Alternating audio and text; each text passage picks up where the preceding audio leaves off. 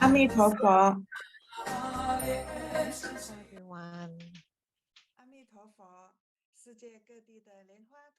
all Padma from all over the world, good morning, good afternoon, good evening. Tashidiale, everyone.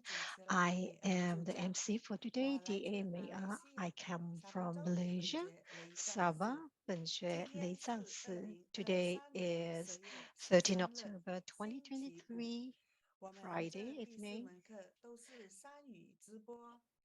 Our class for today run in 3 languages, Chinese, English, and Bahasa Indonesia. And when the class has ended, we will upload the class onto YouTube, and everyone can watch them if you need any play. I will give you the link to the YouTube for the various languages and the chat box. You can take this down. Today we are still at chapter 5, lesson 5. Chapter 5 is practice and application of true Buddha Tantric Dharma. Lesson 5, upholding precepts in our everyday life and at work. We will start class at 8 a.m. We welcome masters, senior reverends, Dharma instructors, Dharma assistants, and all Padma Kumaras from all over the world. Welcome to today's class. If it's convenient for you, please turn on your video and name yourself accordingly so that we will get to know one another better, so that Master Lian will get to know you better. I will now share the golden quotes from Grand Master.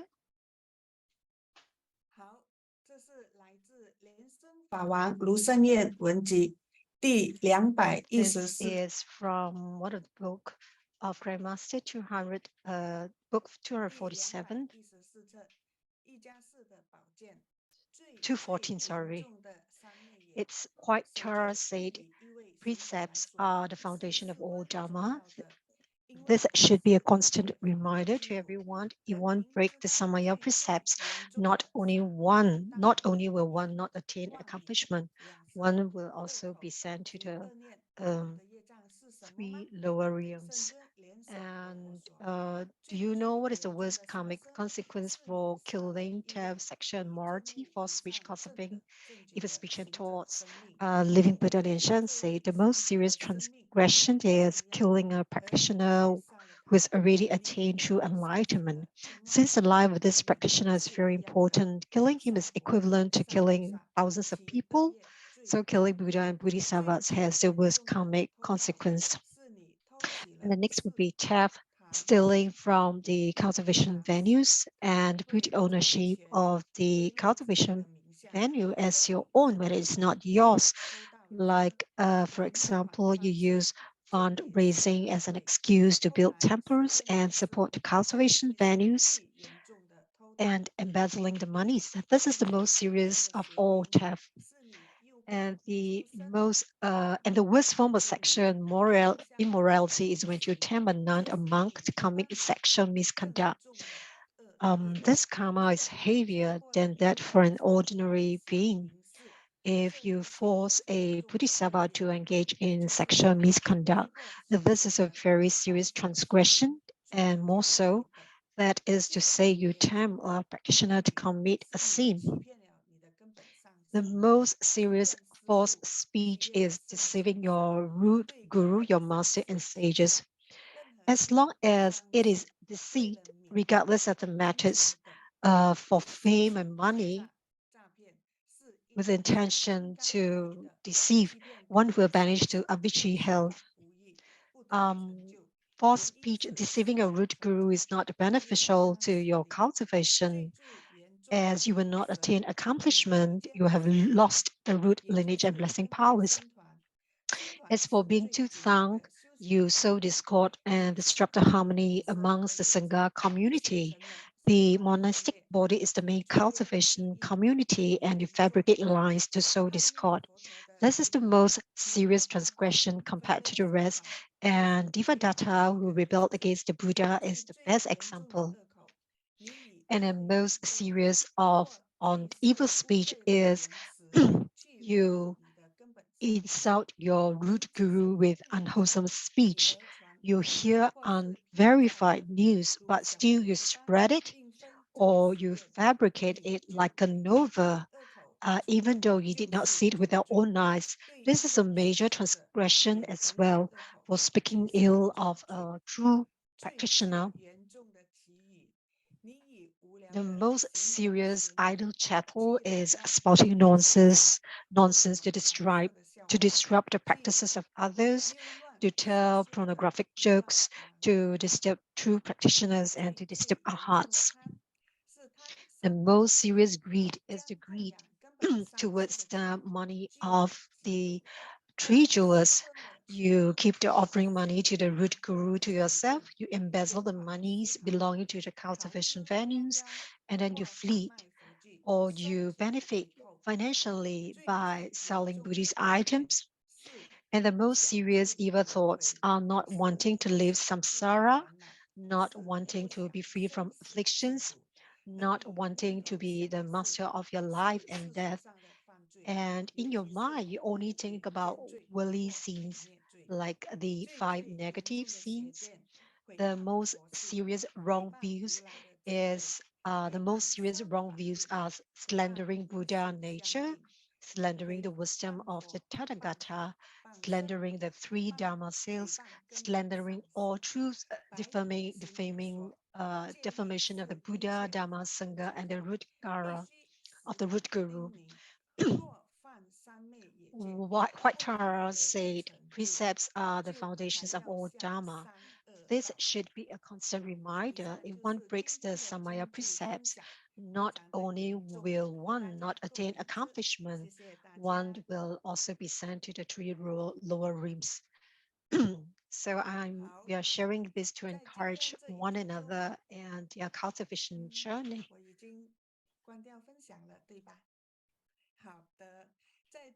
在今天这一节中，佛学造之深厚的授课导师连 Today, our trainer, our lecturer will still be Master Lian, who will be sharing us why we should uphold process when learning the Buddha Dharma. What is the relationship between precepts and the mind? And at the end of the class, there will be a Q&A session. So please take down the questions that you may have. And after we have ended class, you can ask the questions.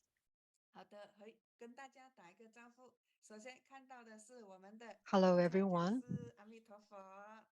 还有我们的翻译员一家助教，还有我们的月华助教、少明师姐、简清师兄，还有国徽讲师，我们的翻译员佩芬助教，做人讲师老钟师兄，我们西雅图亲切的可明师姐，5点钟起床，太棒了！还有我们的莲口法师，我们的一笑助教，还有淑华师姐，一直跳来跳去，还有我们的钟凤助教，国华师兄，还有我们教育处处长联合上师，上师早安，还有我们的廉珍助教、彩虹助教还有我们的授课师连一上师，上师好，上师已经在马来西亚了。好，谢 Master 谢。 Lian Yi is really online and in Malaysia right 大家 now. 记得，如果方便的话，把你们的摄像头 And 给 if it's 打开哦， possible, do 这样 turn 子我 on 们 your 才可以 video 看到 so that we 大 can 家 interact better with 然 one 后才可 another. 以和大家互动，好不好？谢谢大家。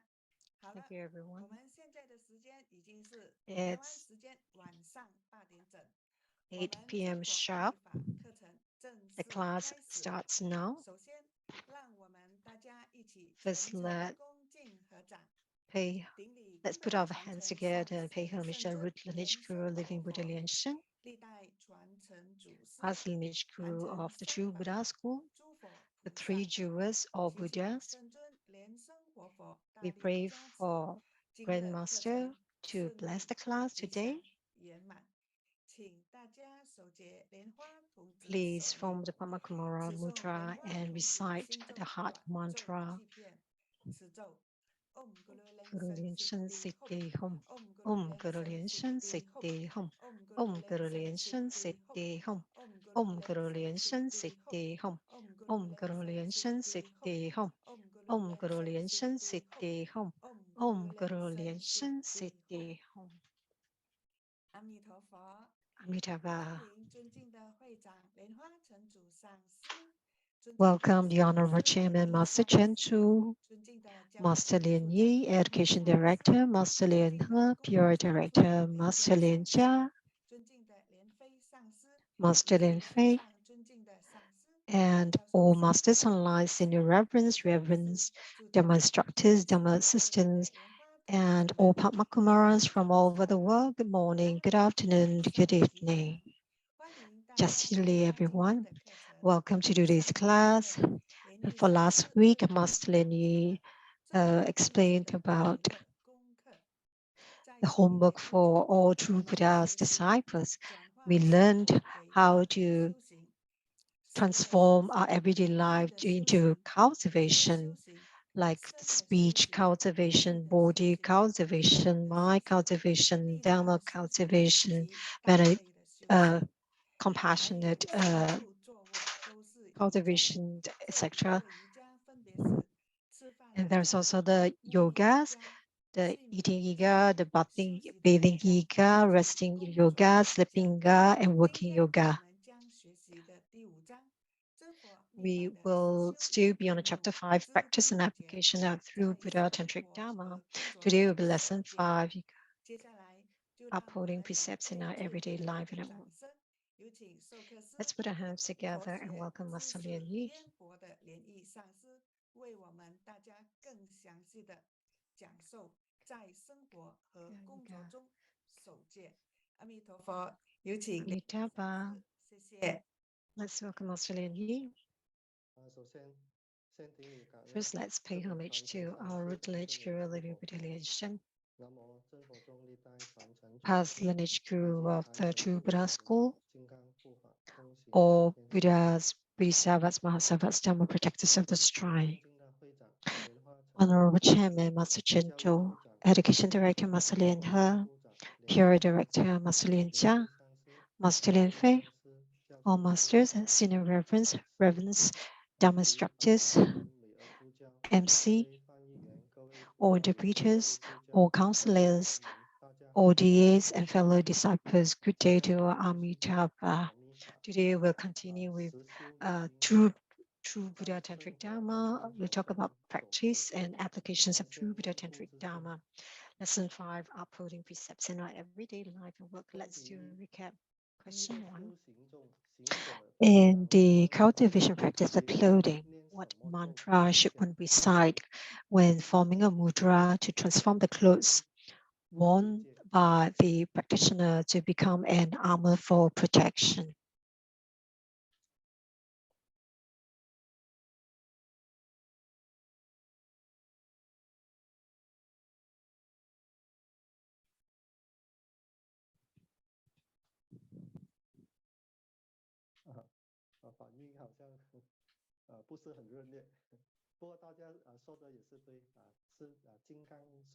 Answer the mantra or Vijapani, which is the armor protection mantra. Question 2. In work yoga, there is a simple visualization. Who does the practitioner transform into in an instant at work?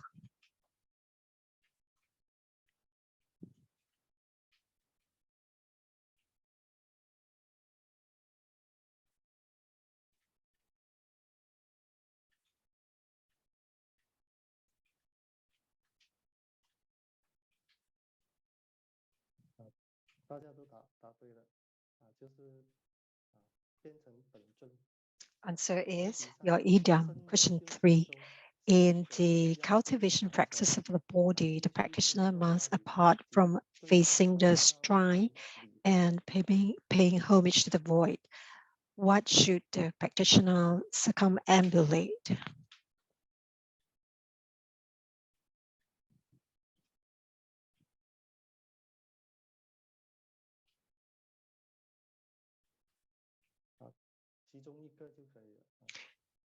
Any one answer will do. So the answer can be temples, stupas, or mandalas. Let's enter into the class proper. Preface.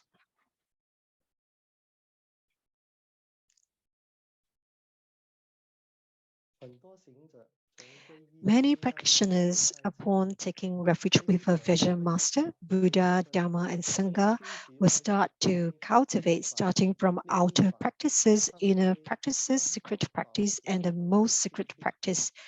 Their faith towards the three jewels is steadfast, towards the Guru, towards the three jewels, to pray and to offer. These are all necessary in cultivation. We all know that we should honor our and be respectful towards our Guru always.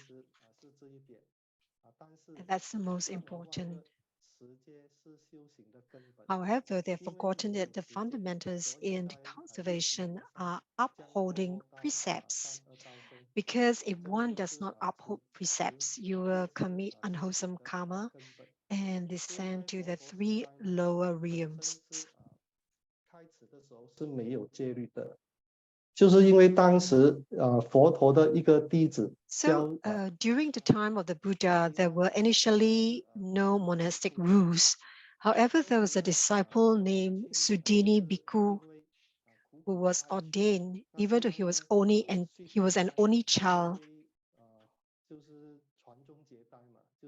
So his mother was hoping that he will get married and have kids.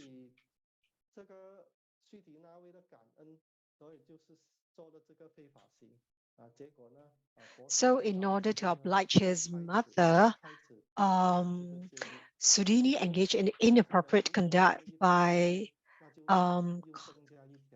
consummating his with his previous wife. It was from this incident that the Buddha established monastic rules known as Vinaya. That's how the Vinaya, the monastic rules came about.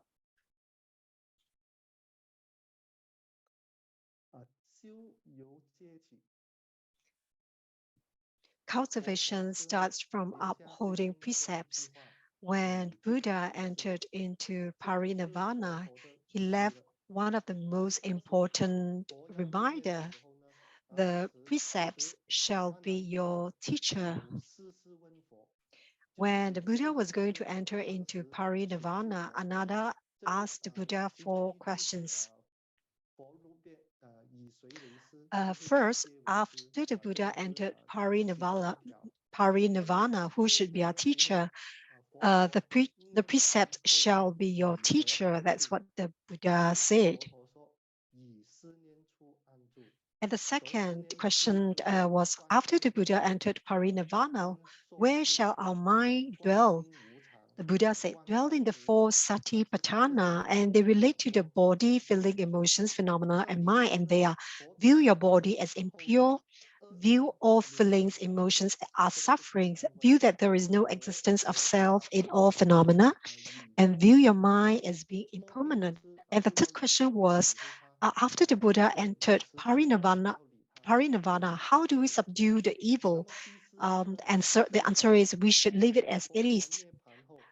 The fourth and last question was, after the Buddha entered parinirvana, how do we make people generate faith towards the suttas and Pali canon? The Buddha said the very first sentence of the sutta should be, thus have I heard. This will generate faith in people. If one does not uphold the precepts, it will be difficult to attain the fruit of Buddhahood. The power from upholding precepts is far-reaching, and abandoning improper evil deeds is the antidote to afflictions. Only then cultivation practice will be effective. So when Buddha was still alive, another dreamt that the ocean was engulfed in flames, and the flames shot right up to the sky. And so another went to ask the Buddha for guidance. And Buddha said, this means that in future, the Buddha Dharma is like the clear sea water, which becomes a sea of fire. Good deeds will reduce and evil deeds will increase. As such, only by relying on precepts will we give up unwholesome actions, and you will have accomplishment in your cultivation.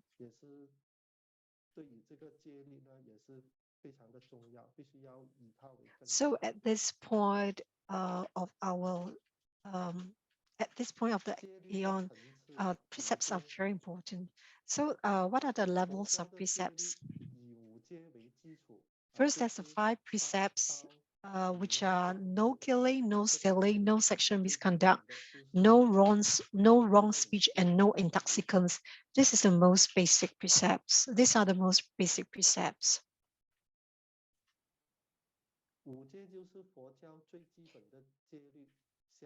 The 5 precepts are the most basic precepts in Buddhism. Of all precepts in Theravada Buddhism, these 5 precepts are the foremost in importance.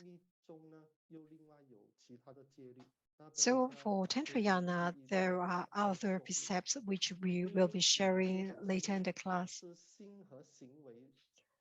So the 5 precepts is when both the mind and behavior are consistent with each other.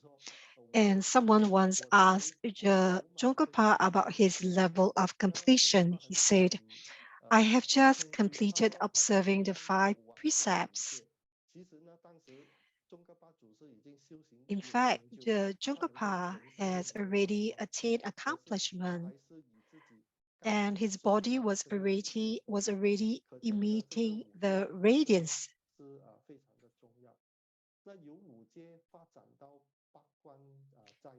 So the 5 precepts will expand, will elevate to the 8 precepts, which is called Astanga Sila. So for lay practitioners, they will start with the 5 precepts to later promote to the 8 precepts. So let's talk a little bit about the 8 precepts. A lot of the lay Buddhists are observing the 8 precepts. In Chinese, the 8 precepts are called Ba Guan Zhai Jie. So these precepts were stipulated by Buddha for lay Buddhists. These are the elevated precepts after 5 precepts. The objective is to allow lay Buddhists to build wholesome roots of liberation.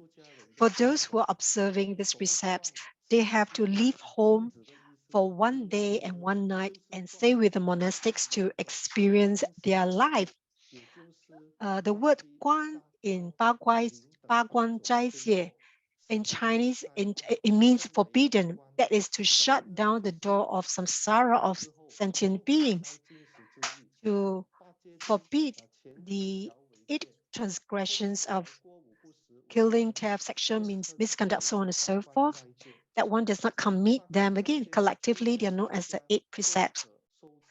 So the word jai means afternoon time, one is prohibited from eating. However, more accurately, the word jai refers to being pure and free from taints and temptation. So in 8 precepts, the first 7 are considered precepts, and the last is considered jai, or being clean or pure. So the 8 precepts as follow. The first is do not kill, all right, whether humans, animals, insects, or even abortion.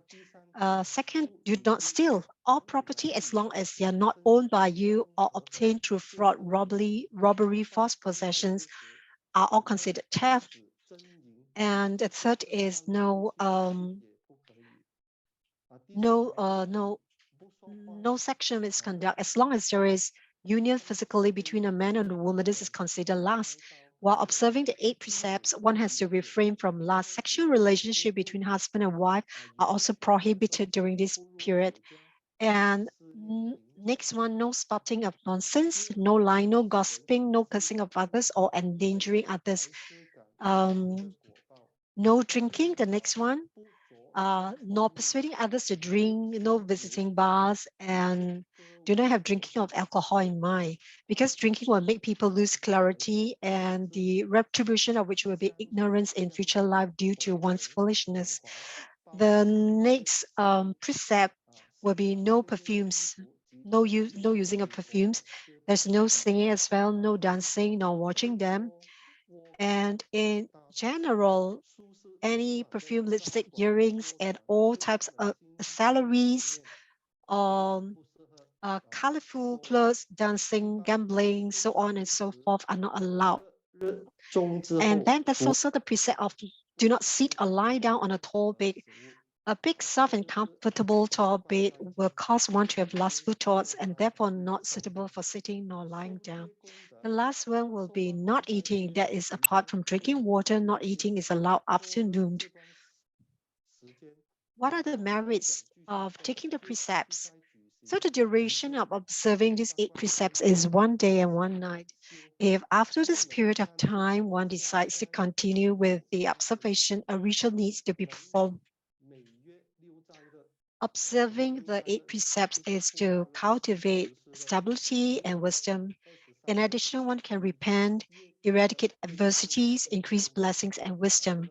If you are able to observe the 6 precepts a day, which is the 8, 14, 15, 23rd, and the last 2 days of each lunar month, the merits are immeasurable. So in the Infinite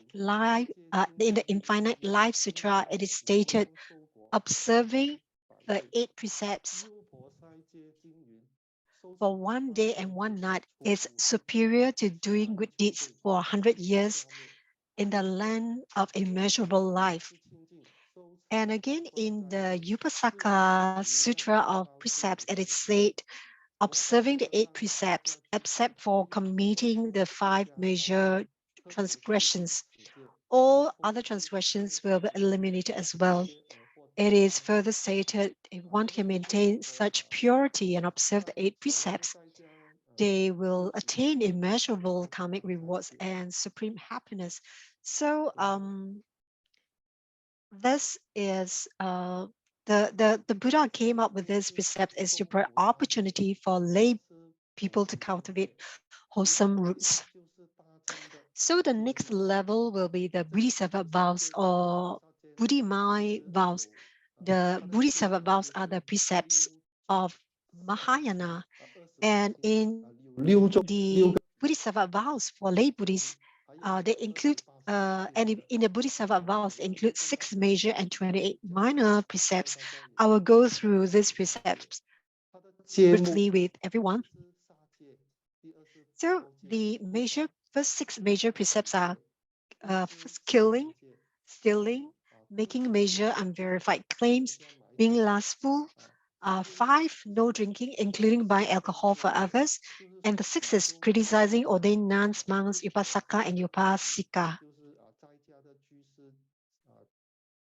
男居士和在家的女居士，就是又婆萨又婆姨，这个是说适中过，那个戒律是比较重的这六个。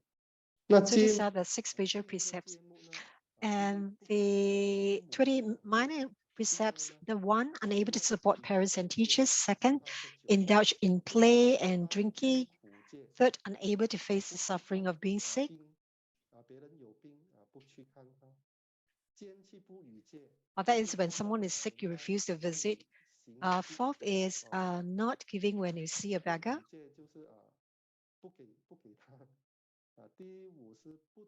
And number 5, not greeting the elders and ordained monastics when you see them.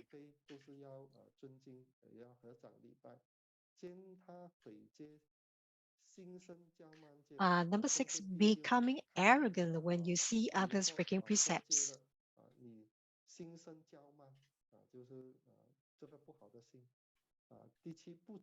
The 7 will be not observing the 6 fasting days.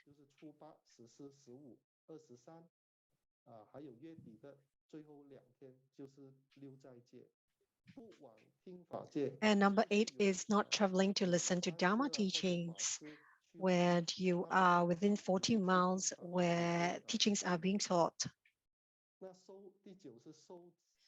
Number 9 of the minor precept is using the possessions of Sangha. Number 10, drinking water with insects. 水戒，这个水有虫，我们当然不喝。但现在我们都是已经煮沸的才喝。第11，险难独行。 Number 11 will be travel on your own to a dangerous place. 有难发生的，我们自己一个人走去，像有战争的地方。For example, in places where there is war, you should not be traveling there alone by yourself. Number 12 will be to reside alone in a nunnery. Number 13, to beat up someone for money. 14 will be to feed monks, nuns, upasaka, upasika with leftover food.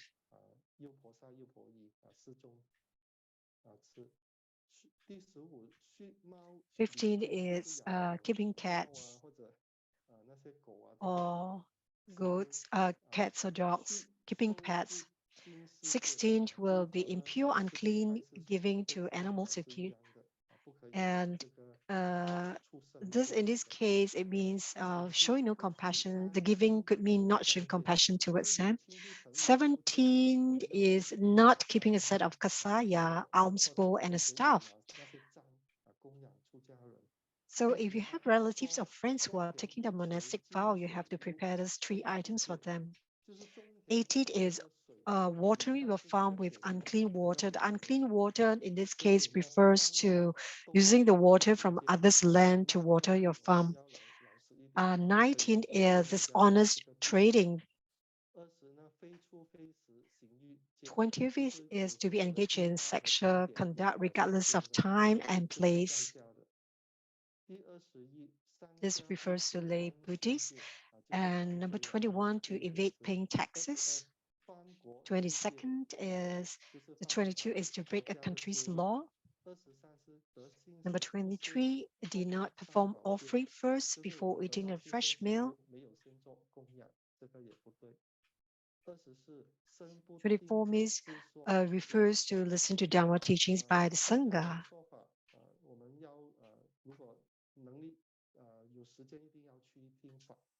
So if you have a Sangha who is teaching, you must try your best to go listen to them rather than listening to your own teachings. 25 will be to walk before the ordained Sangha, Sangha, Samanara, Samanari, the 6 Samana. Siksamana is the level just before the nun, and will be taking the full ordination vows. So we should give way when we see them. So 26 is unfair distribution of food to the Sangha.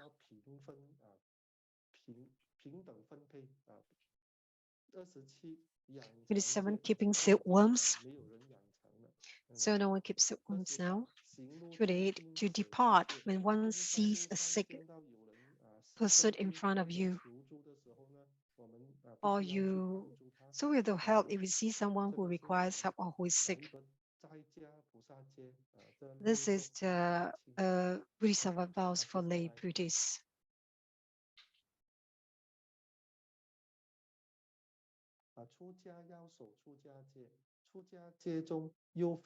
The ordained Sangha has to observe the ordination vows, or known as Pratimoksa. This set of vows is further divided into the Samanera precepts for novice monks, nuns, precept for monks, nuns, and precept for those who have taken the Bodhisattva vows. These three sets of precepts together are the three major classes of precepts. So our Great Master is actually very compassionate when we take the ordination vows. All these three, the triple platform ordination vows are already included. So what are the triple platform ordination? The first platform is the ordination for novice monks and nuns. They have to undertake the 10 novice precepts, and the focus of the teaching is on proper rituals and rules, allowing the ordainees to understand how to conduct themselves as monastics. And the second platform is ordination for fully ordained monks and nuns, with 250 monastic precepts for ordained monks and 248 monastic precepts for ordained nuns. The main purpose is to teach the practice of wholesome actions and explain the merits and the benefits of upholding the precept. The third platform is the ordination for Bodhisattva precepts. It focuses primarily on cultivating the Buddhi mind, which encompasses both the renunciation of evil and the active cultivation of all forms of goodness. Next, we'll talk about the 6 paramitas. So from the Hinayana precepts to the Mahayana precepts, the Bodhisattva precepts are the most comprehensive, which includes the precepts of the 6 paramitas. When we talk about the 6 paramitas, we are referring to carrying out these relating to the 6 paramitas to reach boundless way of carrying out the 6 paramitas. So they are generosity, upholding precepts, endurance, diligence, meditative stability, and prajna, which is wisdom. So when we talk about okay, so there's a verse that say which talk about the 6 paramita. It says, through infinite means of alleviating and benefiting countless sentient beings from suffering, liberating countless sentient beings from their endless afflictions and delusions. By engaging in these practices, one keeps on learning and embracing the vast teachings of the infinite Dharma, and ultimately attaining the supreme path of Buddhahood. Next, we will talk about the 50 stanzas to Guru devotion. In Tantric, one has to uphold the 50 stanzas to Guru devotion. This is considered action Tantra. As such, the 50 stanzas are also known as action precepts. That is how one should serve one's Guru. Reference to Guru in the stanza refers to the root Guru. Also, how to serve the Buddhas and Bodhisattvas. All these are considered action tantras. So there are 50 of them. Next is the 14 root tantric vows. These vows are considered performance tantra. Just now it was action tantras. In the performance tantra, apart from setting out how one should serve the guru, Buddhas and Bodhisattvas, they set out how one should cultivate. The 14 root tantric vows are considered precepts of the performance tantra. 这个四事法50颂五阶 In fact, the 50 stanzas to Guru precepts, the 50 stanzas to Guru devotion and the 14 root tantra vows, we should recite them once each for both of them on the 1st and 15th day of the lunar month. Because only after you have recited the precepts, then you will understand the precepts and also how to serve your guru. So finally, in the Yoga Tantra and Tantrayana, there are also many categories of precepts under Yoga Tantra. The Yoga Tantra talks about attaining spiritual responses, not only in forms, but also in mind. So Yoga Tantra talks about spiritual union. So your mind and that of the Buddhas and Bodhisattvas should be the same. So you must have wisdom and compassion.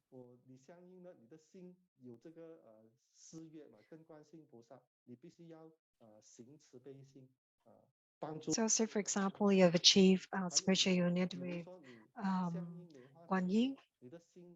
You must, your mind must be the same as Guan Yin. 所以这个就是你心跟心跟本尊合一的，有一个戒律在里面。瑜伽就是相应，也是本尊跟行者以外，还有诸佛。So yoga is attaining spiritual union apart from one's idam. This also includes the spiritual union of the practitioner with the various Buddhas and the Dakinis. There are also many precepts pertaining to spiritual union between the Dakinis and practitioners. All these precepts are categorized under Yoga Tantra.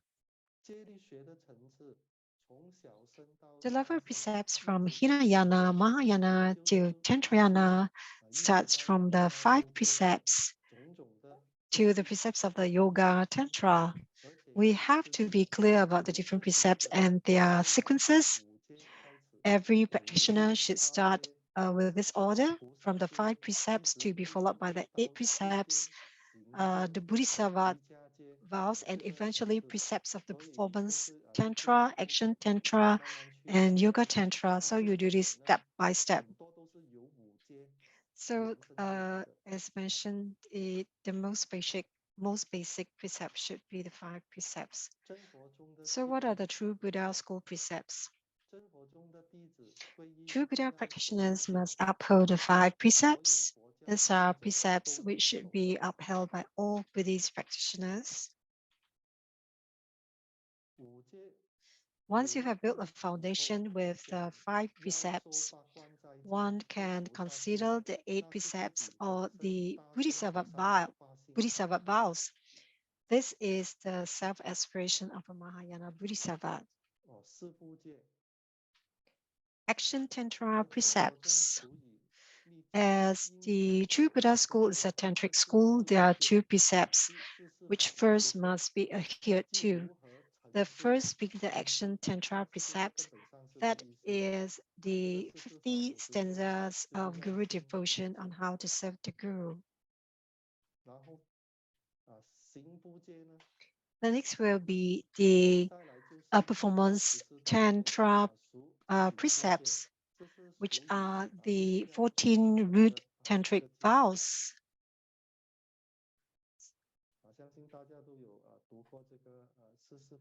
I'm sure all of you have read these 2 sets of precepts.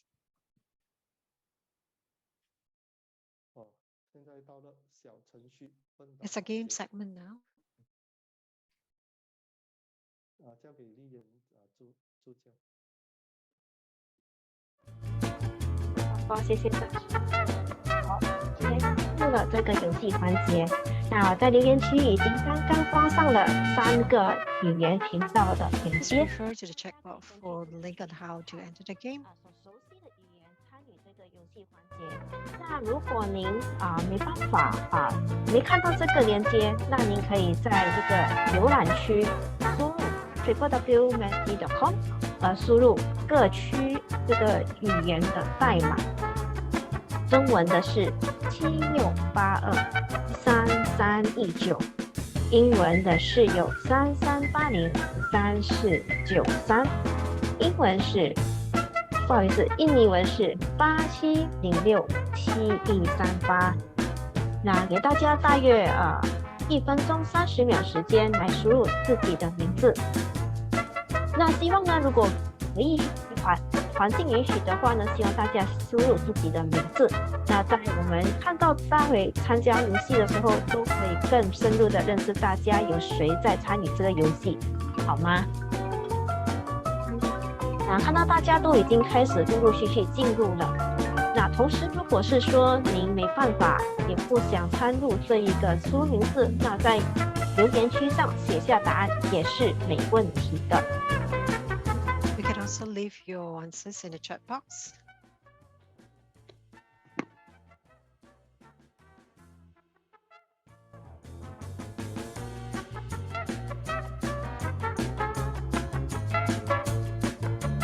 大家都已经进入了吗？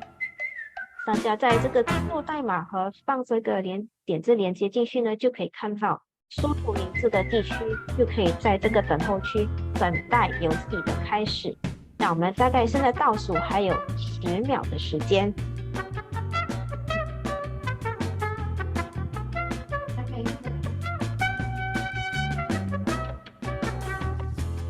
好，老师，请您问准备好了吗？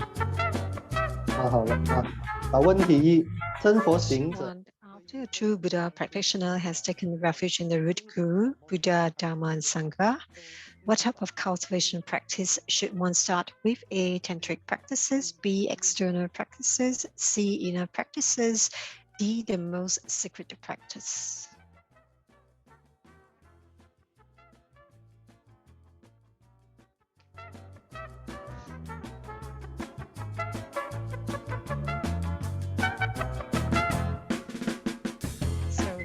The correct answer is B.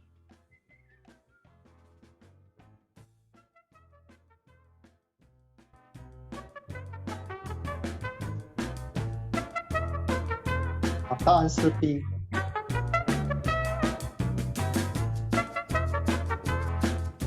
问题2。Question 2. Which of the following below are incorrect and the 6 parameters? A. Not giving upholding precepts. B. Meditative stability, prajna. C. Endurance and diligence.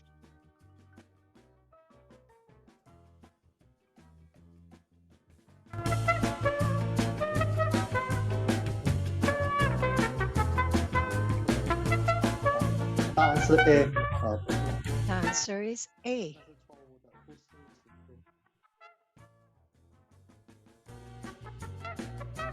好，谢谢大家。我们再看一下排行。Let's look at the scoreboard. 今天的这个第一环节排行榜会有谁领先呢？那目前在中文呢，我看到有老钟师兄在领先，待会要。老钟师兄 is leading right now in the Chinese channel. 加快速度选答案。好，我们看一下印尼文。The Indonesian channel. We have Ethan who is leading. 印尼文的有字 Ethan。继续加油。英文还是有各位都这是。And in the English channel, Lotus Me is leading. 谢谢大家参与，请先别离开，我们待会还有第2个环节，我们待会再见。交回给上师。谢谢Lian助教。我们继续 Let's continue with class. 真佛行者戒律，佛 So 教 what 的 are the precepts of true Buddha practitioners? The most fundamental precepts in Buddhism are the 5 precepts. As such, true Buddha practitioners must adhere to these 5 precepts. And the true Buddha school is a precept that reads, I will uphold the precepts till the end of life. This refers to upholding the precepts. This refers to the upholding of the 5 precepts. That is to say, one is willing to use one's life and energy to uphold the righteous Dharma, to strictly observe the 5 precepts. The 5 precepts are explained briefly below. First, do not kill. Be kind-hearted and compassionate. Do not kill living things. In fact, one should be active in life liberation activities, and this is compassion. Let me first share a story. This is a true stories. Once was a fellow practitioner who faced business failure.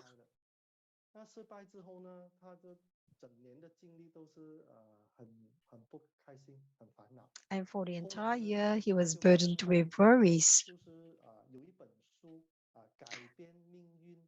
One day, he came across a book titled "The Only Way to Change Destiny."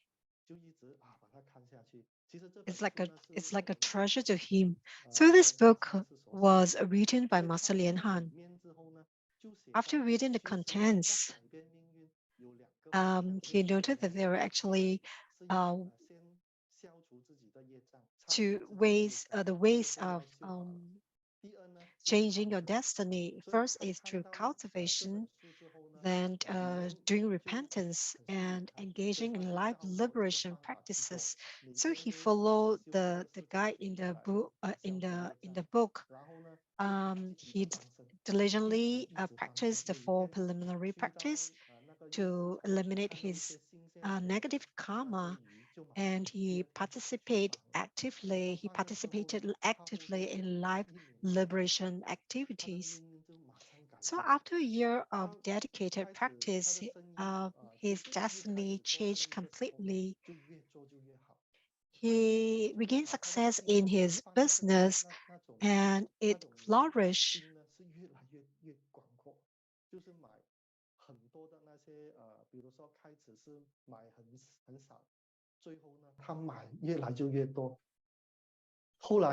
So he bought more and more goods, and then for life liberation, he will buy lots and lots of fishes and release them at sea. And now he has 2 companies. After he has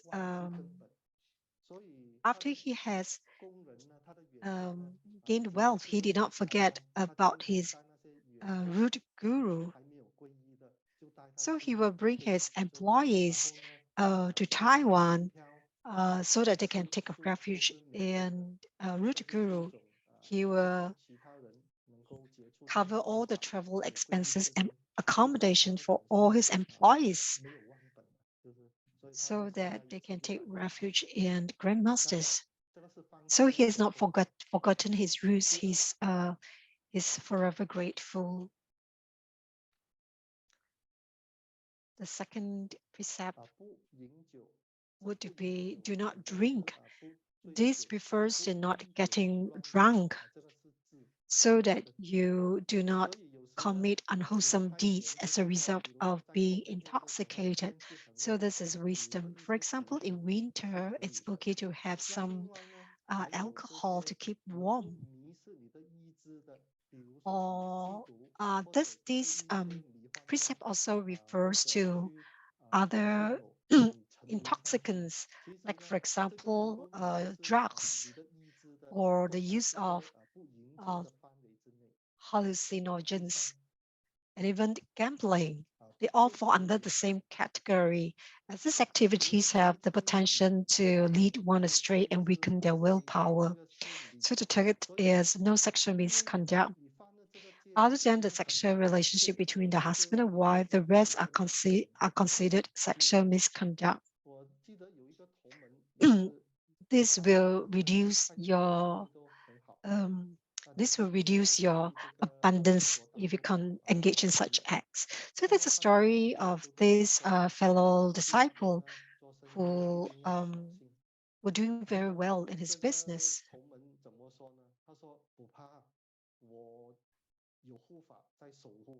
And when he was traveling to another country to work, his friend wanted him to be careful.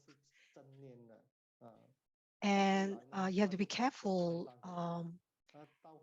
Like he said, worry not, I have my Dharma protector, but he forgot, but he didn't realize that the Dharma protector will only protect righteous people with right mindfulness. So he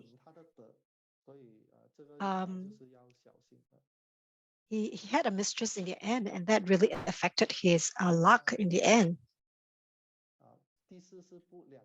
The fourth is no lying, no gossiping, and committing karma of the speech. Defaming a righteous person or the righteous Dharma is guilty of breaking this precept. Shmuel said, a cultivator must say nourishing words that will give joy to others and increase their wisdom and affinity with the Buddha Dharma. So practitioners should always say kind words that make people happy and things that will make people increase their wisdom or affinity with the Buddha Dharma. I remember in the Vancouver chapter, there was a fellow practitioner who was consistently late for a group practice. So one day after the practice session, I made a remark to her saying, you must have strong affinity with Bodhisattva Guan Yin. Of course, she was very joyful when she heard this. And she left happily. And after she left, a board member expressed their disapproval, noting that she was always late for practice. So I said, have you noticed that every time she arrives for practice, coincidentally, we happen to be reciting the Great Compassion Dharani, which is associated with Guan Yin Bodhisattva? Don't you think she has an affinity with Guan Yin Bodhisattva? But gradually she improved. Now when we chant the pure Dharma body Buddha, she arrives on time. Sometimes we cannot be too direct, or some people may have made a mistake or have shortcomings. But we should not be too blunt in our words. It can hurt people. So it's very important to watch our speech, not to commit karma of the speech. We don't have to say them directly, but we can use another method to communicate to them. I think this is very important. Last but not least, no stealing. Do not take what is not yours. This is righteousness.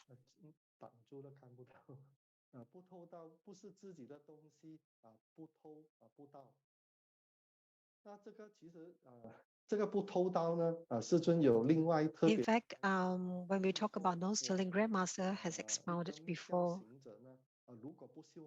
For a tantric practitioner, if you do not cultivate, this is also considered stealing.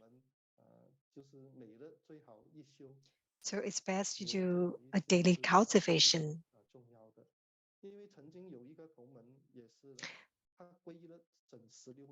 I remember a fellow practitioner whom I know. She had been a disciple for 16 years, but had never done the cultivation practice before. And one day she woke up and found her husband lying motionless. besides her. He had passed away without her realizing it. It was a shock to her, and she didn't know what to do. Since then, this incident had a great impact from her, and she understood the impermanence of life and can leave the world anytime. From then onwards, she started practicing diligently every day. So this is a real incident. So we have to understand impermanence in our cultivation. These 5 precepts have to be observed by both Sutrana and Tantriana disciples. If everyone in the world can adhere to these 5 precepts, the world would be a peaceful place. All killing, stealing, sexual misconduct, all delusions will disappear. The world would be purified, minds would be at peace, and is no different from Pure Land. Living Buddha Lian wants all true Buddha practitioners to observe these 5 precepts. And we know that recently there's news on of wars. It's so sad.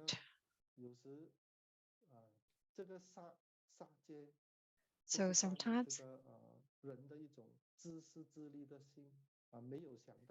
killing is due to a selfish mind. Everyone wishes to have peace. So all Buddhist disciples, when these 5 precepts serve as a reminder to Buddhist disciples, the most serious being killing. The true Buddha school falls under Tantric Buddhism. As such, there is a need to uphold precepts of Tantriana. In total, there are 14 root vows in Tantriana. Breaking any one of these precepts can result in destroying the sacred relationship of the true Buddha Tantric practitioners with their root guru.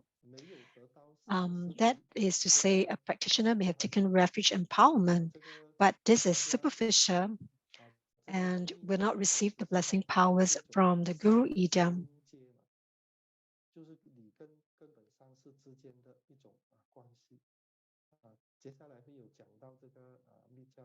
So we will talk briefly about the 14 root tantric vows of Vajrayana.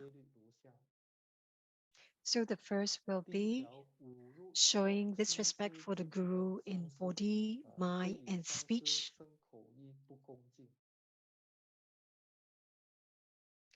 Second will be having no regard for the rules laid down by the Buddha.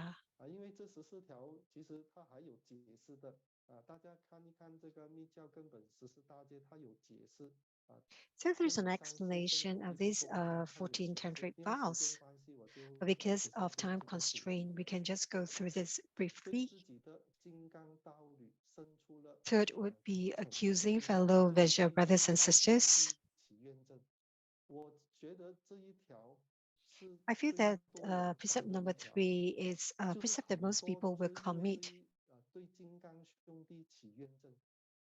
And many times because we 道场，我看了实在很多的例子，都是因为每个人的一种 because of I've seen many in cultivation venues that they never do self-reflection when they cultivate,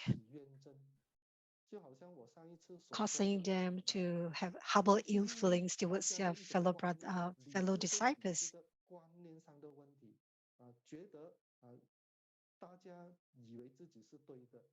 There's a differences in mindset, and they only feel that they are right and others are wrong, and as a result, conflicts arises.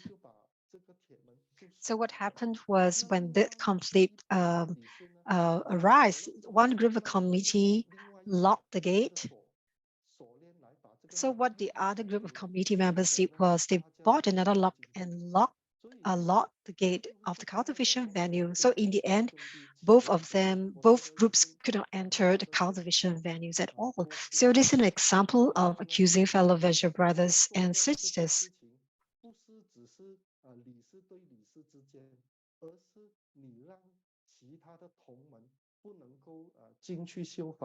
So it's not just a conflict between the two groups of committee members anymore. It impacted the fellow disciples who wanted to practice. So this is for the fourth precept, abandoning compassion for sentient beings and being jealous of others. This means you have no compassion. The fifth one will be relinquishing bodhicitta due to difficulties. 6 will be slandering the Sutrayana or Vajrayana scriptures by claiming they did not originate from Buddha Shakyamuni. 其实每一个经典呢，每一本经典都是有它的功德所以不能够随便诽谤。第七，公开了秘密的开示关心。The seventh will be transmitting Vajrayana teachings without proper empowerment and credentials. 不可以公开说的，有时比如 For some practices, there are uncommon practices or practices that that is being taught by Grandmaster personally, which should not be shared with others. 8, acting abusively and be attached to the 5 skandhas. 因为每个人都是有这个佛性。第九，侮辱及 9 will be being doubtful about emptiness and existence. 这一条我就想到 And this precept brings me to a story. You see, in Zen Buddhism, they always say that everything is empty. So he told other fellow disciples, there's no need to cultivate, because at the end of the day, everything will become emptiness. But this is incorrect. This is kind of stubbornness towards the concept of emptiness. Number 10, being friends with those who slander the Buddha, insult the Dharma, and harm sentient beings. 就是你跟一些那些诽谤佛法的一些恶人在一起，其实不可以的。第11不 Number 11, 想空知经身法 indulging in one's personal accomplishments while forgetting the purpose of practicing Vajrayana. 完全空的。 So it is not emptiness exactly. 与别人争吵 Failure to transmit the authentic Dharma and obstructing the virtuous roots of others. 刚才我所说的。第13条 13, practicing without a complete set of Dharma implements and materials. 这一条大家应该知道了。我们的 I'm sure this is quite clear. We must have a Vajal and Dorje, our and also our praying beads. 因女人是智慧的根 14, despising and insulting women. 现在师尊讲都是男女都是平等的 Grandmaster has mentioned that men and women are equal. 根本上是与行者之间的私欲 What is the pact between the root guru and the practitioner? 生活中宗师根 The 本 true 上 Buddha 是 school 与 places emphasis on the 的 pact 私欲 made between the root guru and the true Buddha practitioner. Between the root guru and the true Buddha practitioner exists 上是如何体认 precepts and this guru devotion. This is the etiquette of how the root guru should acknowledge his disciple and how the disciple should treat and serve the root guru. So this can be found in the 50 stanzas of Guru devotion. These precepts originate from Asvagosa Bodhisattva, or known as Ma Ming Bodhisattva, and are written in accordance with instructions received by Asvagosa Bodhisattva from the consciousness of the universe. So every stanza is very important. These 50 stanzas are the 50 stanzas of Guru devotion. Living Buddha Lian Shen hopes that all true Buddha school disciples would observe these stanzas. For beginners, they should observe the 5 precepts, the 14 tantric vows, the 50 stanzas of Guru devotion. This is the minimum requirement. It has been stressed many times.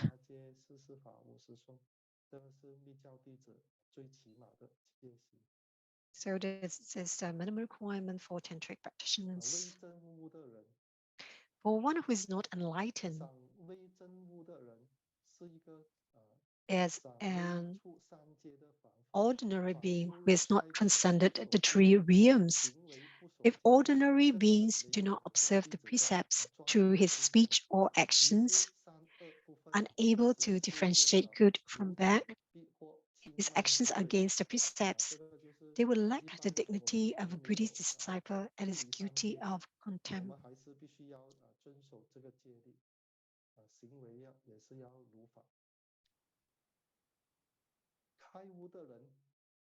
As for those who are enlightened, as for one who is enlightened, one has cut off all delusions and doubts of the 3 realms. One has realized the truth of emptiness, that there are actually no forms, there are no obstacles, and one no longer carries emotions of ordinary beings. When one reaches the state of omniscience and omnipresence, it can be said that you are steadfast and immovable. In fact, it would seem that those in the holy domain are not observing precepts and may be breaking them, but which in fact they attain enlightenment from realizing the absolute truth. Only one with supreme wisdom would be able to see and understand this. So that's the difference between someone who has gained enlightenment and one who has not. There is a famous saying, where the lion lives, the rabbit should not follow. The lion can jump over, but the rabbit cannot. Holy beings are allowed to break precepts, but ordinary beings must adhere to them.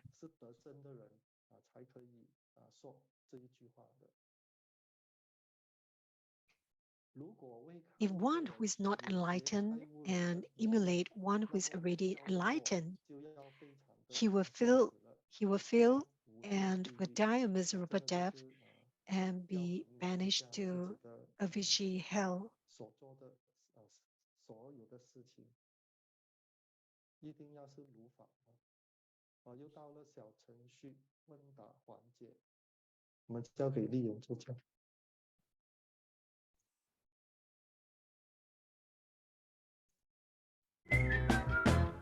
我们原来要继续 In 我们 segment 2.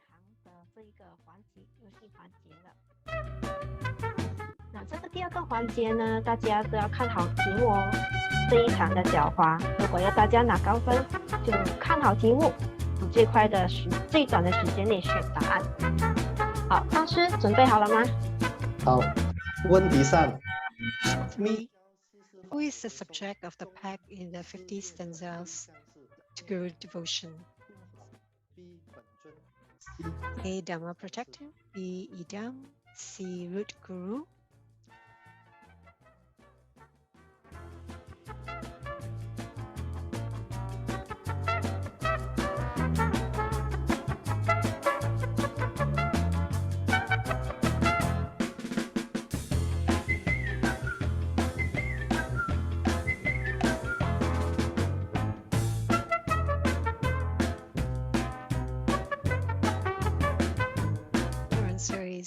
C, the root guru.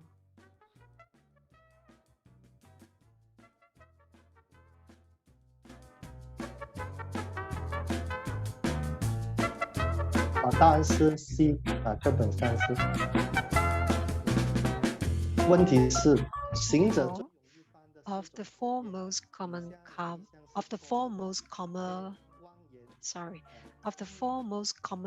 of the speech that practitioners might commit, which of the following below is incorrect? A, lying, idle chatter, B, praise, encouragement, C, gossip, evil speech. Which of the following below is incorrect?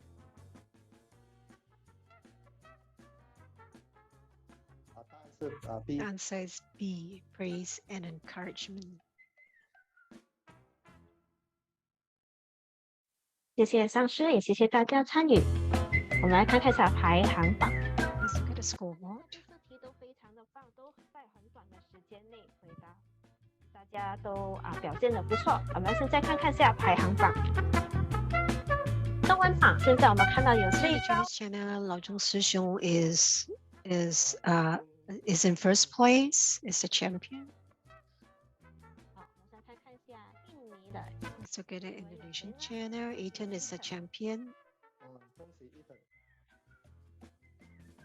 最后我们再看看英文排行榜，也是 And for the English channel is Lotus Me. 恭喜 Lotus Me。恭喜三位，我们就结束了今天的游戏环节。那现在交会给 That's the end of our game segment. 剩下的课，谢谢大家。谢谢丽人助教。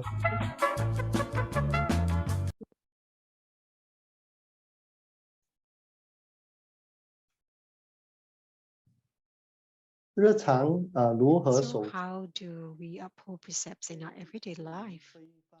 Precepts do not deviate from the karma of the body, mind, and speech. Karma of the speech, this is the easiest to violate. The easiest to violate is the karma of the speech, either at work or with families and friends or having idle chattel. The four most easily violation of the karma of the speech are lying, saying things that aren't true with intention to deceive, next idle chatter, engaging in unproductive circular chatters dissuades one from pursuing wholesome actions. The third one, gossiping to sow discord and disharmony. Next will be evil, harsh words, cursing or scolding someone with the intention to embarrass. As there is a saying, do more, talk less. Only this way can we guard the karma of the speech.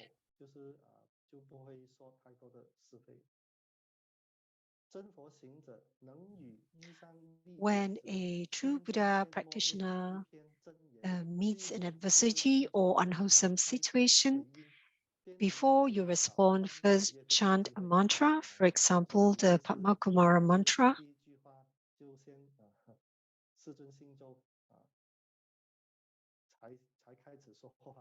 This will help to reduce the chance of committing a karma of the speech.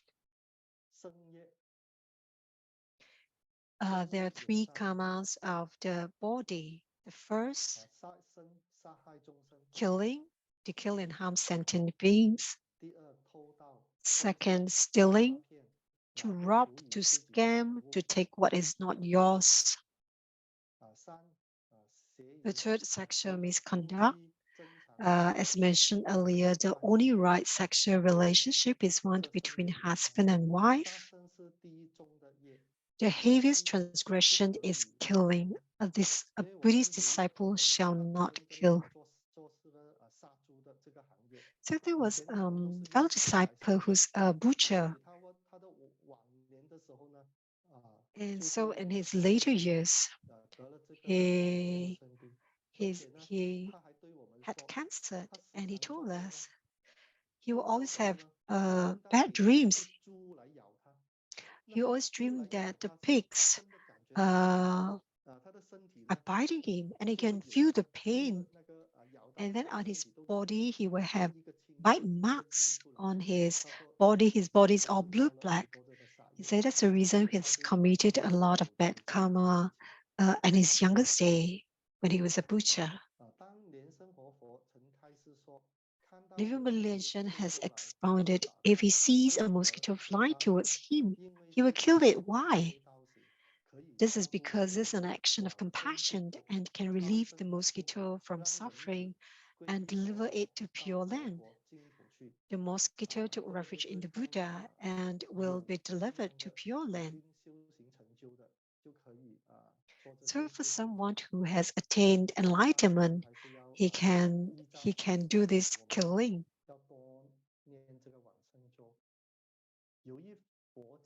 A Buddhist story goes, a child saw a llama fishing along the seashore.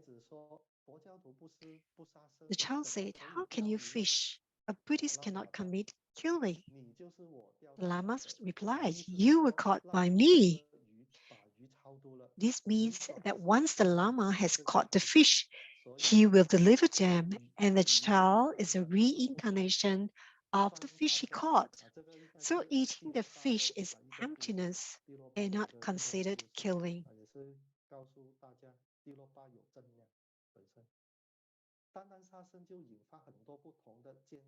So the topic of killing alone can generate many different views.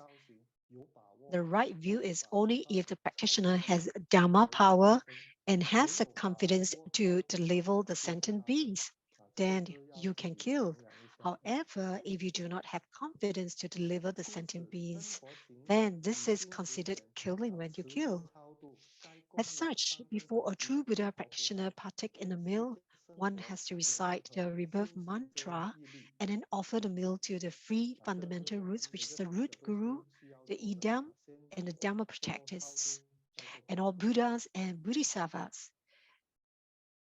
So this is an example of integrating your Buddhist teachings into our daily lives. This makes the karma of the mind, the three karmas of the mind, greed, anger, and ignorance. And the Kistigaba Sutra, there's a verse that reads, the sentient beings in southern Jambudvipa, all the actions and thoughts are karma and sinful. So how does one remove unwholesome thoughts? So living Buddha Lian thought, whenever you have unwholesome thoughts, recite the mantra Pei in your mind to eliminate the evil thoughts. Don't do this right in front of the person, or you might make the person feel uncomfortable. So say the mantra Pei in your mind, in your heart. So summary, Living Buddha Lian said, any precept is connected to the mind. The mind is the generator of good and evil. When you guide your mind, this is akin to upholding all precepts.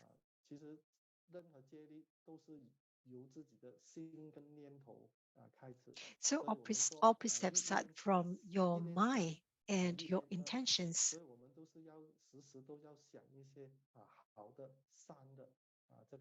So we must always think of something wholesome, think of something wholesome, think of something good always.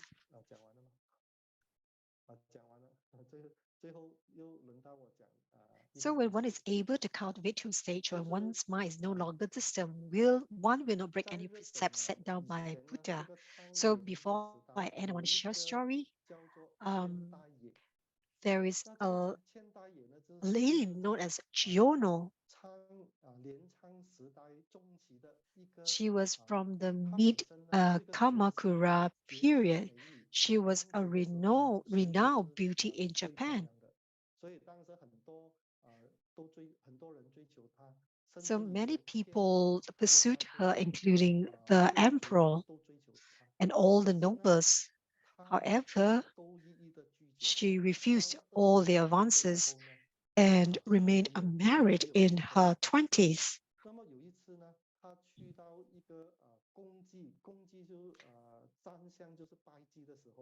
So one day she was at a public incense offering ceremony. She had a realization while listening to a Zen master's teachings.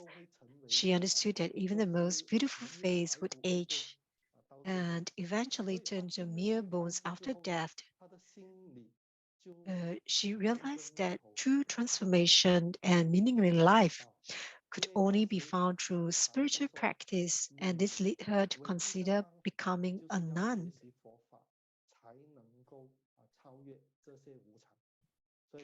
And the Zen master say you can only you can transcend this impermanence only if you cultivate. But because she was so beautiful, she was rejected every time when she approached the temples to seek ordination. Finally, she went to Jorakuji Temple, where the abbot was the renowned Chinese monk Da Jue Zen master. The Zen master acknowledged her desire for spiritual cultivation, but he expressed concern that if he allowed her to become a nun at his temple, it would create distractions among the 500 disciples in the temple. So I cannot let you become a nun here. And then Jonah understood that the biggest obstacle to ordination is her beauty. So, so in pursuit of her faith and spiritual quest, she made a firm decision, and she used a pair of hot tongs to burn her own beautiful cheeks and destroy her own beauty. Destroy her own beauty. And later she went to Dajue Zen master again, and the Zen master agreed to ordain her. She was given, she didn't have a good life after her ordination. She was engaged in various manual tasks like fetching water from outside the temple, growing vegetables. And despite a long period of time passing, she has not yet attained enlightenment, which is close to 30 years. One day, she was carrying a bucket of water in the night and saw the moon in the water. And an instant, at that moment, the bottom of the bucket fell out. So the water is all gone, and the moon is also gone. And at a moment, she had an instant enlightenment, and she wrote a verse afterwards: no water, no moon. I'll share the verse with you. I tried my best to keep the bucket intact, hoping the fragile bamboo would never break. But in an instant, the bottom of the bucket collapsed. Henceforth, there was no more water, no more moon in the water. Only emptiness remained in my hands. So the verse, no water, no moon, was left behind by Chiono at the well of Kazuchi Temple in Japan. And it's known as the bottomless well. So how does Ari feel after listening to the story? My first takeaway is her mind of her renunciation towards the world, and then her enthusiasm towards seeking the path is very firm and determined.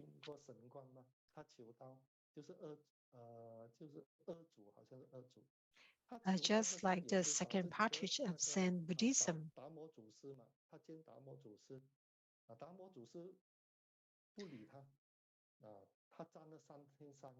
So he went to seek the Dharma from Buddha-Dharma, who ignored him for several days. Thereafter, he asked him, "What are you here for?" He said, "I'm here to seek the path. I'm here to seek Tao." He said, "It's not so easy for me to transmit the teachings to you."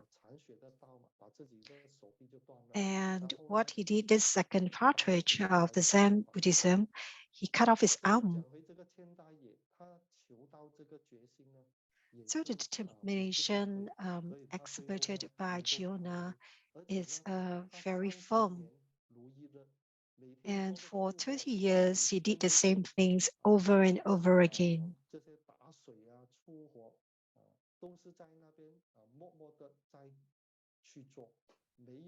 And he continued to do them quietly. The third point is his determination, his perseverance towards learning the Dharma. I mentioned before, water is like your living environment. And later on, I think water means our confidence. And the moon in water, what does it represent? It means it refers to the phenomena in the world. Or the phenomena in the world is like the moon in the water. They are real, but in fact, they are unreal. It looks real, but in fact, they are unreal. So when he talk about my hands are empty, it means there's nothing to gain.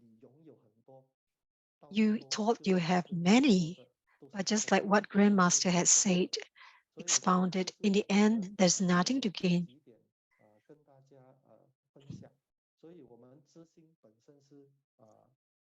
So your inherent nature is pure, but because we were deluded by the outside environment, so it became a moon in the water. So that's the end of my sharing today. Amitabha. Thank you, Thank you, Master Grammy, for your interesting class to let everyone benefit from this lesson.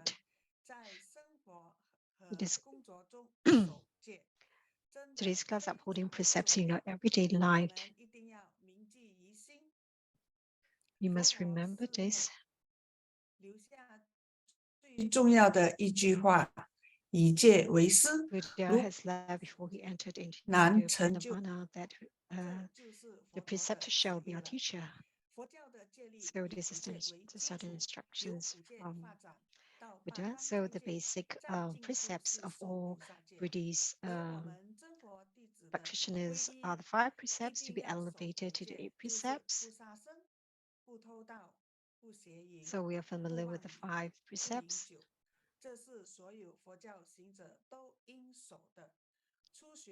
Which should be observed by all Buddhist practitioners. And for Tantric practitioners, we should observe the 5 precepts, the 50 stanzas, the Guru devotion, and the 14 root Tantric vows.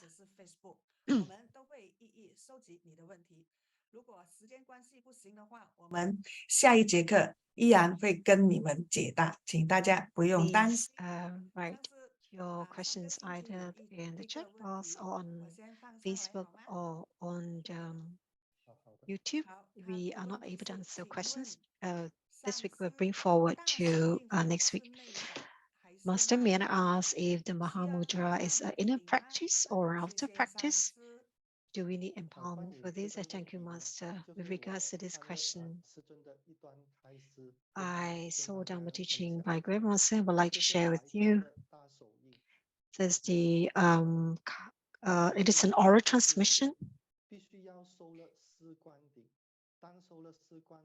you have to have 4 different empowerments, then you will be transmitted the Mahamudra. The first will be the outer empowerment, and then inner empowerment, and then the secret empowerment, and the most secret empowerment. Thereafter, you will only be given the empowerment of the great perfection and the Mahamudra. So at the beginning, the preliminary empowerment will be the outer practice, and then later will be the inner practice. 所以必须要受观顶的啊。好的，谢谢上师。上师 Master. 还有今天有一个问题，他就是问到说， So another question. 上师，南拳斩猫一密中的萨度法有何异同？这个是公案来的。So this question is about a Zen Kong, about Zen koan. 当时的公案呢是两个嘛，他问的这个问题有两家的这个禅师嘛，他是真这个猫，所以他就是拿这个猫来跟大家说，如果你答的对的话呢，我就不斩这个猫。如果 that's koan. It says the story goes like the Zen master said, if you answer the question properly. If you answer the question correctly, I will not kill kill the cat. But if you answer incorrectly, I will kill the cat. But there's actually a teaching, and the teaching is 刚才那个问题呢，还有我的意思是说 what I meant is 刚才那个问题我跟杀毒法有何异同？他本身就是把这个猫杀了嘛，他有杀。 So in the end, he did. The Zen master did kill the cat. 其实呢，有一些问题在里面呢，就是他用什么心来杀。So what is your intention when you kill the cat? Or is it you're doing it to teach someone? It's just like Tilupa.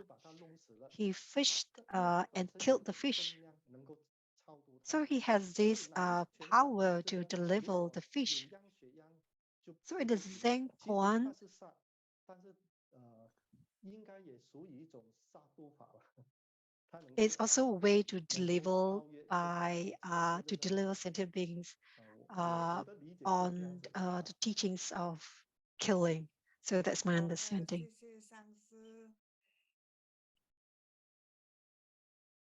OK， 我忽然之间不见了我自己。这一条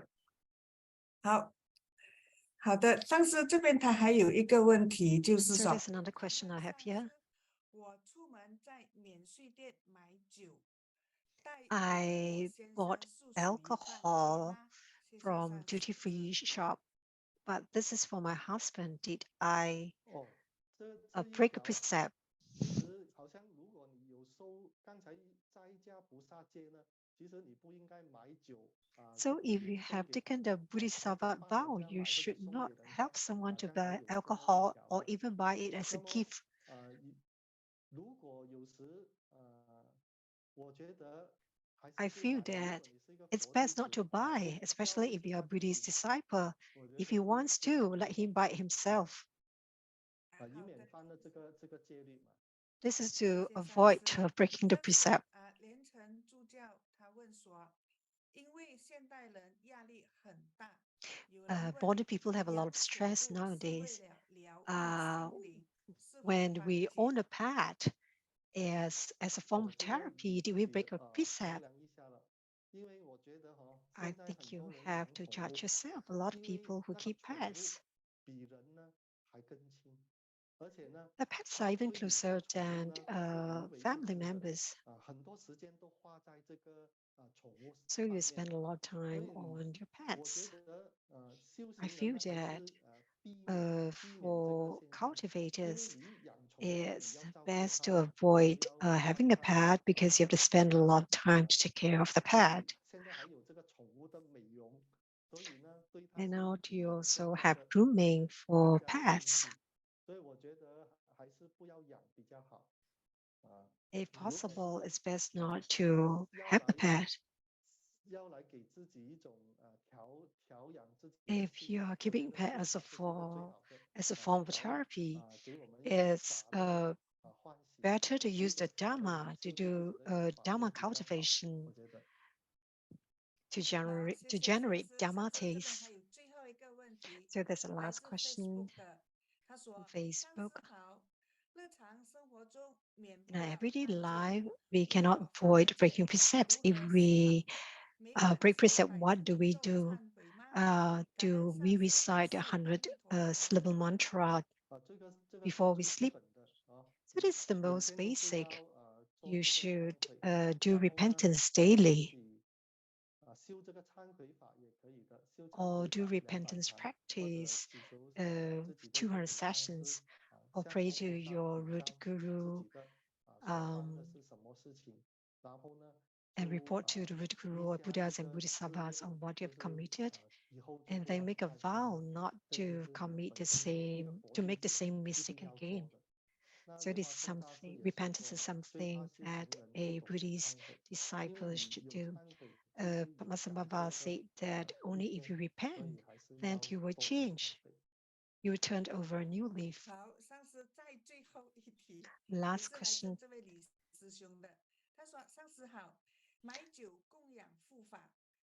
Buy alcohol to offer to the Dharma protectors. Can I drink or give it to people? Is this considered breaking a precept? I think I mentioned this before.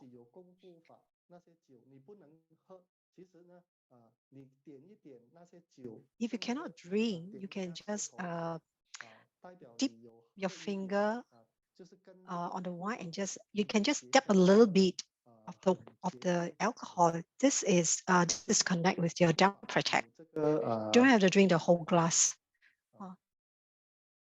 It's just the action is just to get closer to your Dharma protector.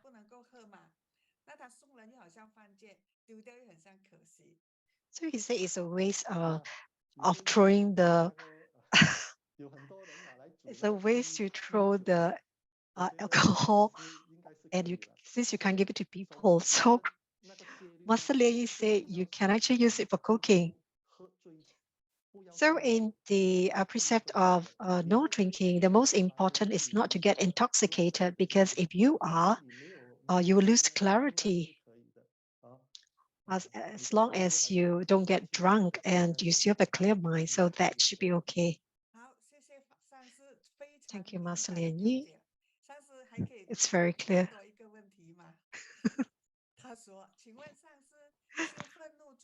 Master, when I practice when I do the practice of a rightful deity of the related to the 100 syllable mantra,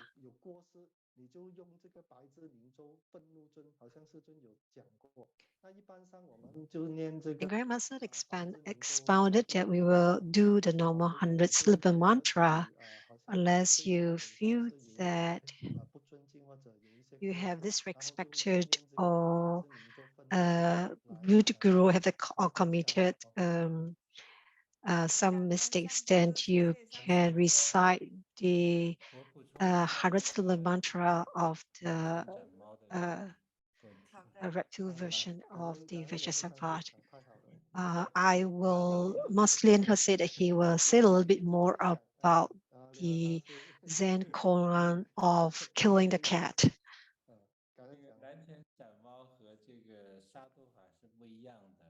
Say that it's different from, he said the Zen koan, just like Master Lian has said, it's a kind of teaching when you commit the act. It's to inspire the disciples. So we have two groups of disciples who were quarreling over the cat. So the Zen master took over the cat and said, okay, let's talk about it. If you if you say correctly, I will not kill the cat. But if you don't say correct, I will kill the cat. But in the end, he killed in the end, he killed the cat. So what he wanted to ask was, what is enlightenment? So he's using the method as a way to help the disciples to gain enlightenment, but none hits the bull's eyes. So Nanquan Zen master, he killed the cat. So among so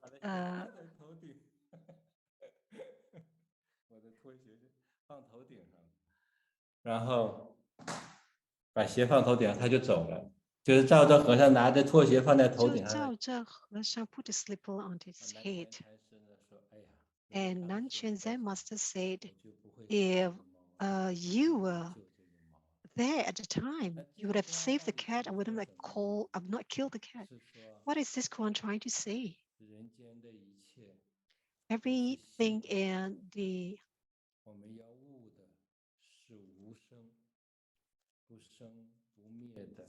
old in the world, what we have to learn is neither arising nor perishing. So Nanquan Zen master would understand that while fighting over the cat, these are all worldly actions. If you see your Buddha nature, this would not have happened at all. And why is Zhao Heshang monk put the slipper on his head? This is to signify that he says, understand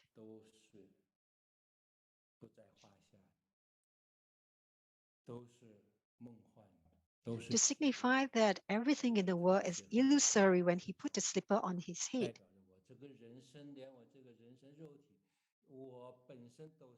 And even myself, my body is an illusion. So Nanquan Zen master said, yes, our body, our physical body, everything is a game and a dream. When we attain enlightenment, that's the ultimate. When we say the killing to deliver practice, it means that you kill, deliver to Pure Land. And when the killed center means at Pure Land, he will continue to cultivate. So it's a very straightforward attainment of a Buddha nature. So my sharing for everyone's consideration. Thank you to everyone for their questions, and thank you to Master Lian for his add-on. We have ended the class. Can we invite Master Lian to say goodbye to everyone? Let's put our palms together and homage to Lineage Guru Living Resilience for reading the light on today's class, for the auspicious completion of the class. I'd like to thank Master Chen Zhu, Master Lian He, Master Lian Jia, Master Lian Fei, all masters, senior reverends, all Dharma instructor, Master Samran, all interpreters, all counselors, all Dharma assistants, and all fellow disciples. Thank you for joining the class, standing for learning together. Thank you for growing together. Om Mani Padme Hum. Thank you, Master. Thank you, everyone. Thank you, all interpreters today. Thank you, Senior Reverends, Yanru. And thank you, everyone on Zoom, Facebook, and YouTube. See you next week. Oh, next week we do not have a class. I forgot to share this with you because next week is the offering of Sangha in Malaysia. So class will be suspended for, class will stop for a week. 这个药师佛本尊法，好吗？在下个星期我们才叫莲益上师回来跟大家授课。好， So 谢 we 谢。 will start, the class will resume after next week. Goodbye, everyone. 感恩莲和上师，谢谢你，真的讲得很好，谢上师阿弥陀佛，感恩谢谢大家。谢谢上师们，阿弥陀佛，谢谢大家，好，谢谢大家。谢谢莲家上师，我看到莲家上师，谢谢莲家上师，谢谢莲如教授师，谢谢一才讲师，谢谢一家助教，谢谢建清师兄，谢谢佩芬助教，谢谢老朱师兄，谢谢肯明师姐，谢谢莲真助教，谢谢彩虹助教暨师兄，谢谢连城助教，谢谢春燕讲师，谢谢孙开师姐，谢谢以胜师兄，谢谢国飞讲师，谢谢大家，我们下一节谢谢大家，阿弥课见。陀佛，拜拜。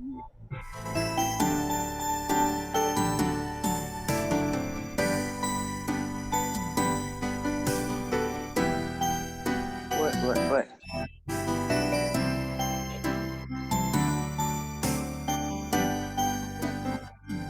而家正式啊？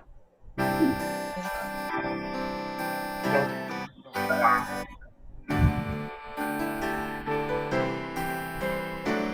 可以用样子的。